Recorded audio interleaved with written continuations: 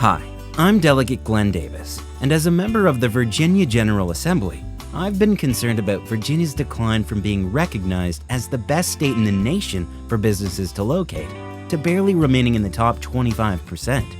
You see, while Virginia does very well in many of the categories that comprise this ranking, it's listed as the 37th worst state in the nation in the category related to the tax burden placed on in-state businesses, one of the two most heavily weighted categories. The issue is Virginia's outdated corporate income tax policies that create double taxation on Virginia companies when they provide their services to customers in other states. This tax policy is referred to as cost of performance, and it was the standard for decades starting in the 1950s. Essentially, states would assess income tax based upon where the service was performed, not where the customer receiving the benefit was located. So, if a company in another state provided services to a customer in Virginia, they would pay income tax on the associated revenue to their state, just like a Virginia company would pay income tax to Virginia when it provided services to a customer outside of Virginia. However, within the last decade, there has been a strong trend across the nation for states to assess income tax on the sale of services based upon where the service is delivered or the customer is located. Essentially where the market is for the sale of those services, hence the term market sourcing.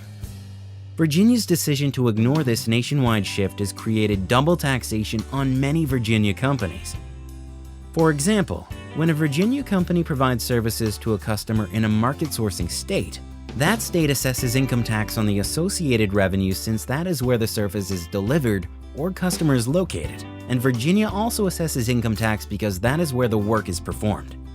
In contrast, when a company located in a market sourcing state provides services to a customer in Virginia, that company does not pay income tax on that revenue to their state. And Virginia, still being a cost of performance state, would not assess income tax on that revenue either, essentially making that revenue income tax free for the company. To make matters even worse, Virginia's outdated policy gives out-of-state companies a competitive advantage over Virginia companies when competing for Virginia business opportunities. For example, a company located in a market sourcing state is not assessed income tax on revenue related to providing services to a Virginia customer. But a Virginia company would be assessed income tax on revenue related to providing those same services to that same Virginia customer. Since Virginia is on the way to becoming one of less than a dozen states who continue to use this tax policy, penalizing in-state businesses, it only makes sense that Virginia would have a greater difficulty attracting and retaining businesses, and that its business rankings would suffer. However, by Virginia adopting new tax policies, preventing out-of-state companies from benefiting at the expense of Virginia companies, we can decrease the number of businesses and jobs leaving Virginia, create new business and job opportunities for Virginia, and restore Virginia's status as the best state in the nation for business.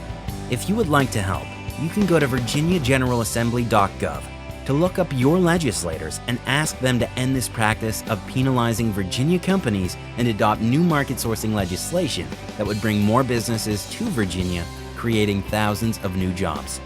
This presentation was provided by me, Delegate Glenn Davis. For more information on this or any other state issue, please contact my office.